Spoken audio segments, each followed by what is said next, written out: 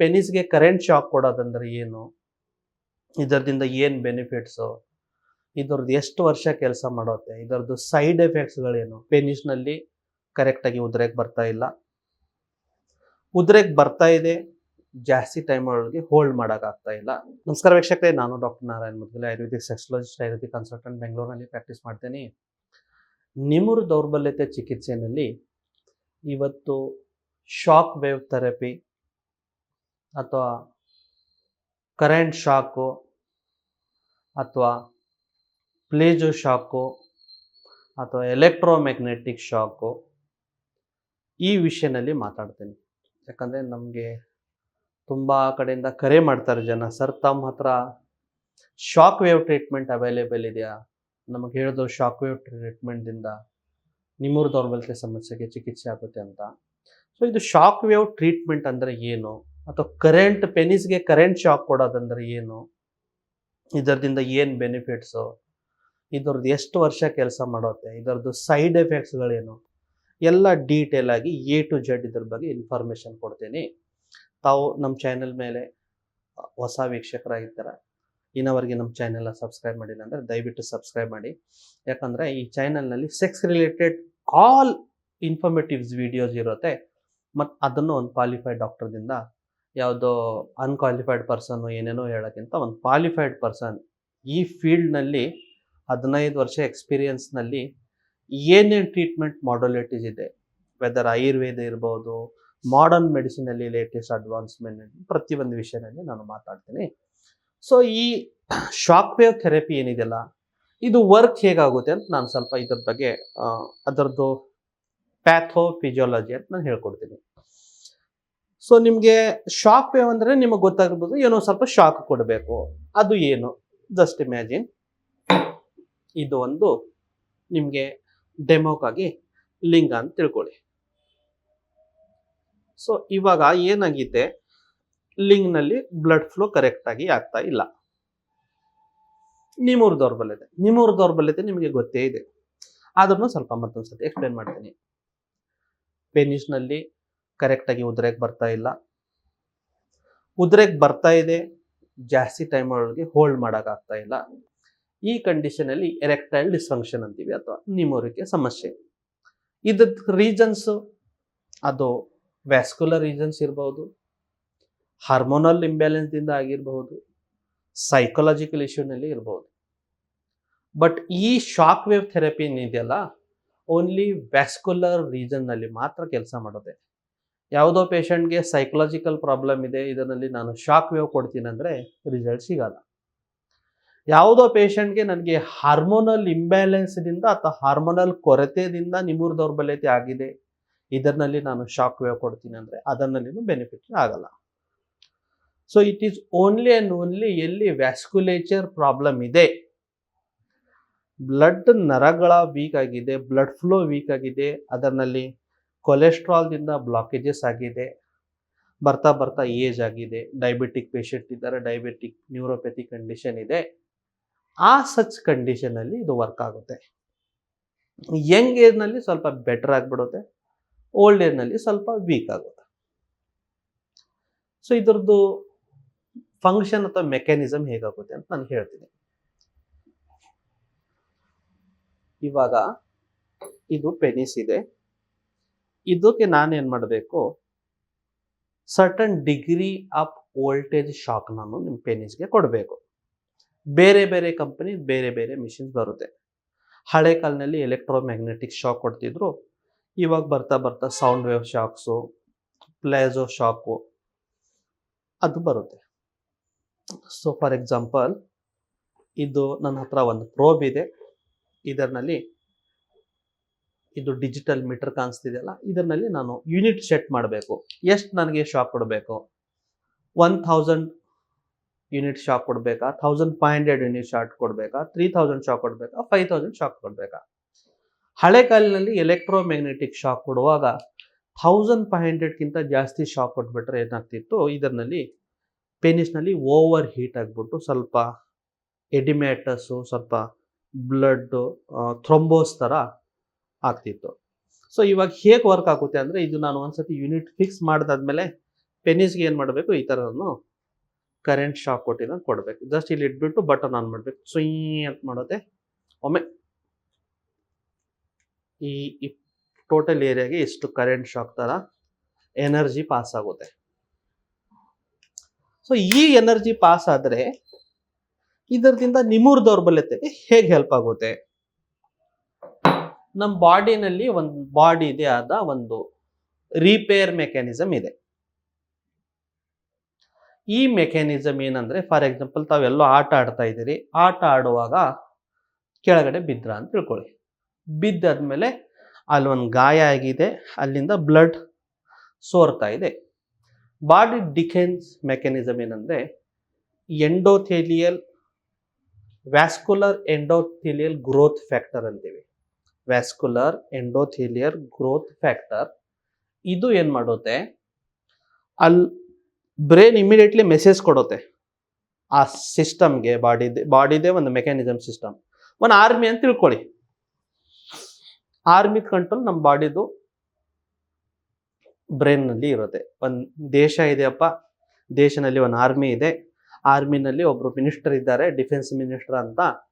Immediately ಒಂದು ಯಾವುದೋ ಪರರಾಷ್ಟ್ರ, ಪರದೇಶ ನಮ್ಮ ದೇಶ ಮೇಲೆ ದಾಳಿ ಮಾಡ್ತು. ಡಿಫೆನ್ಸ್ ಮಿನಿಸ್ಟರ್ಗೆ ಇಮಿಡಿಯೇಟ್ಲಿ ಕಾಲ್ ಅಲರ್ಟ್ ಹೋಯ್ತು, ಸೋ ಅಂಡ್ ಸೋ ಕಂಟ್ರಿ ನಮ್ಮ ಮೇಲೆ ದಾಳಿ ಮಾಡಿದೆ ಅಂತ. ಡಿಫೆನ್ಸ್ ಮಿನಿಸ್ಟರ್ ಇಮಿಡಿಯೇಟ್ಲಿ ಅಲರ್ಟ್ ಏನ್ ಮಾಡ್ತಾನೆ, ಕೊಟ್ಬಿಡ್ತಾನೆ ಎಲ್ಲ ಆರ್ಮಿದವರಿಗೆ. ಅದು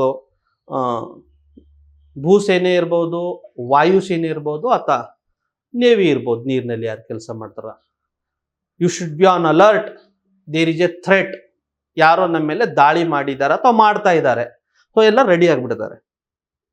ಅದೇ ತರ ನಮ್ಮ ಬ್ರೈನ್ ಬಾಡಿಗೆ ಇಮಿಡಿಯೇಟ್ಲಿ ಆರ್ಡರ್ ಕೊಡುತ್ತೆ. ಏನಂದ್ರೆ, ಅಲ್ಲಿ ಏನೋ ಗಾಯ ಆಗಿದೆ, ಏನೋ ಇಂಜುರಿ ಆಗಿದೆ, ಗೋ ಐನ್ ಪ್ರೊಟೆಕ್ಟ್. ಸೊ ಈ ವ್ಯಾಸ್ಕುಲರ್ ಎಂಡೋಥೆಲಿಯಲ್ ಏನಿದೆಲ್ಲ ಗ್ರೋತ್ ಫ್ಯಾಕ್ಟರು ಇಮಿಡಿಯೇಟ್ಲಿ ಅಲ್ಲಿ ರಶ್ ಆಗ್ಬಿಡೋದೆ. ರಶ್ ಆಗ್ಬಿಟ್ಟು ಆ ಎನ್ಸೈಮ್ಸ್, ಆ ಕೆಮಿಕಲ್ಸ್ ಏನಿದೆ ಆ ಪಾರ್ಟ್ನಲ್ಲಿ ರಿಲೀಸ್ ಮಾಡೋದೆ.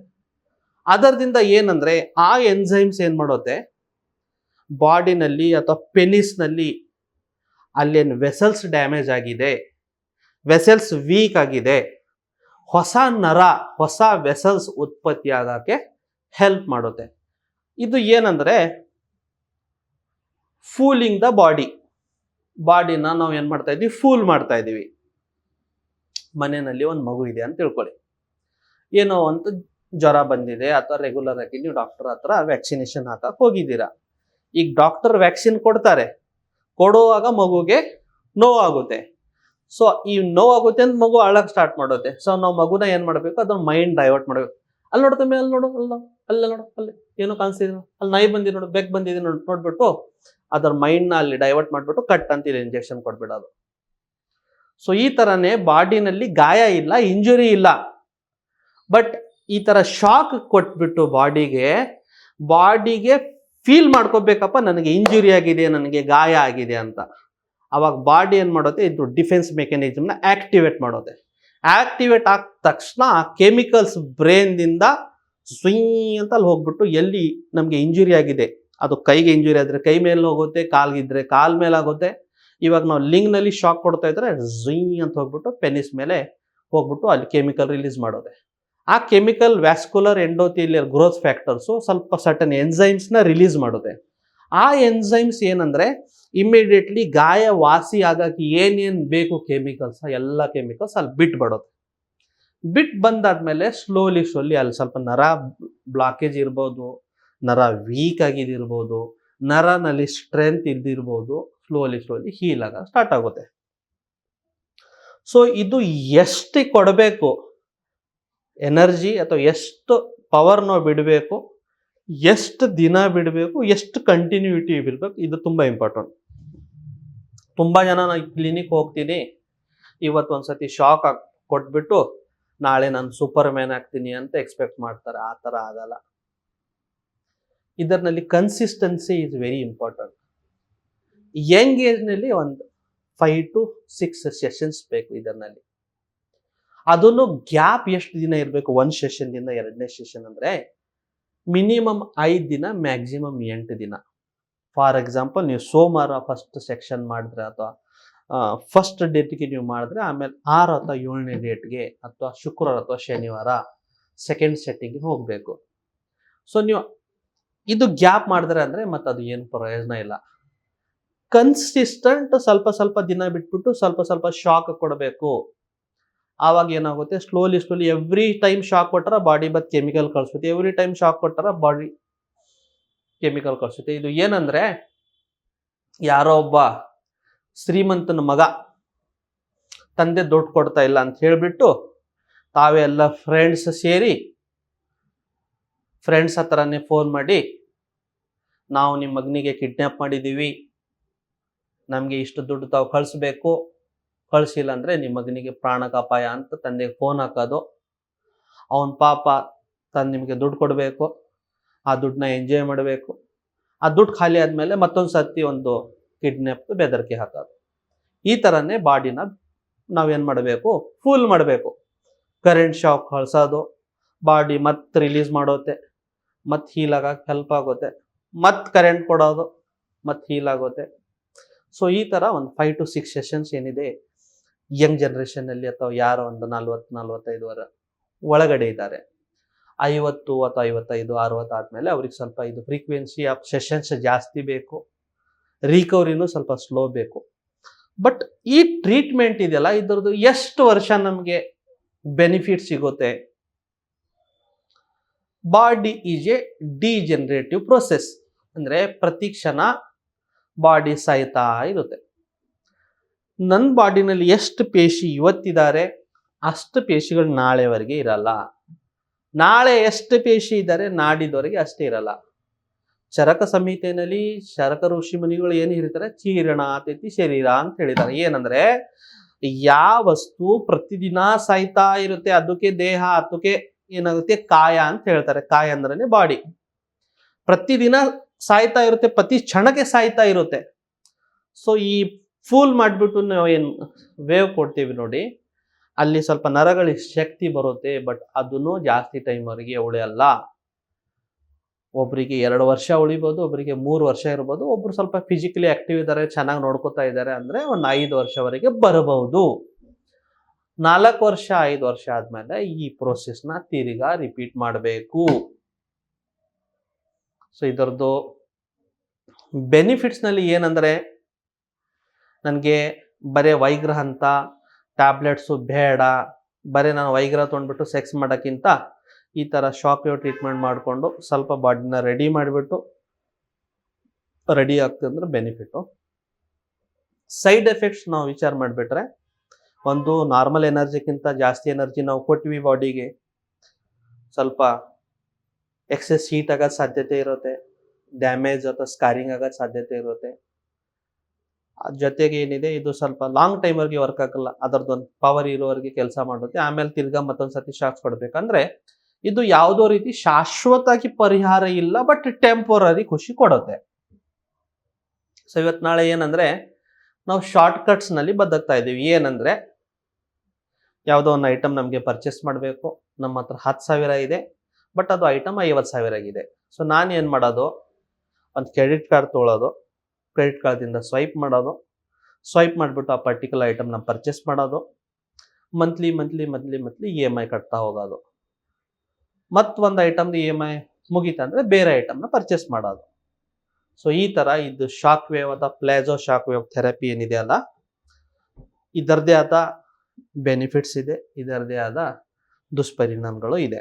So it is up to you, ನೀವು ಇದಕ್ಕೆ ಹೇಗೆ ಯೂಸ್ ಮಾಡಬೇಕಂತ. ಬಟ್ ನನ್ನ ಉದ್ದೇಶ ಏನಿತ್ತಂದರೆ, ನಿಮಗೆ ಏನೋ ಹಿಂಗೆ ಆ ಟರ್ಮಿನಾಲಜಿ ಕೇಳಿಬಿಟ್ರೆ ಶಾಕ್ ವೇವ್ ಥೆರಪಿ ಅಥವಾ ಕರೆಂಟ್ ಏನಾದರೂ ಶಾಕ್ ಕೊಡ್ತಾರಾ ಅಥವಾ ಏನೋ ಒಂದು ಮೈಂಡ್ನಲ್ಲಿ ಮಿಸ್ಕನ್ಸೆಪ್ಷನ್ ಅಥವಾ ಮಿಸ್ಅಂಡರ್ಸ್ಟ್ಯಾಂಡಿಂಗ್ಸ್ ಏನ್ಸ್ ಇರುತ್ತೆ ಅದ್ರ ಬಗ್ಗೆ ಕ್ಲಾರಿಟಿ ಕೊಟ್ಟಿದ್ದೀನಿ ನನ್ನದೇ ಆದ ಒಂದು ರೀತಿಯಲ್ಲಿ. ಏನಂದರೆ, ಇದು ಹೇಗೆ ವರ್ಕ್ ಆಗುತ್ತೆ, ಇದರದ್ದು ಬೆನಿಫಿಟ್ಸ್ ಏನು, ಇದರದ್ದು ಸೈಡ್ ಎಫೆಕ್ಟ್ಸ್ ಏನು, ಇದರದ್ದು ಪ್ಯಾಥೋಫಿಸಿಯಾಲಜಿ ಏನಂತ ಈ ವಿಡಿಯೋ ನಿಮ್ಮ ಫ್ರೆಂಡ್ ಜೊತೆಗೆ ಶೇರ್ ಮಾಡಿ, ಅವೇರ್ನೆಸ್ ಕ್ರಿಯೇಟ್ ಮಾಡಿ. ಧನ್ಯವಾದ.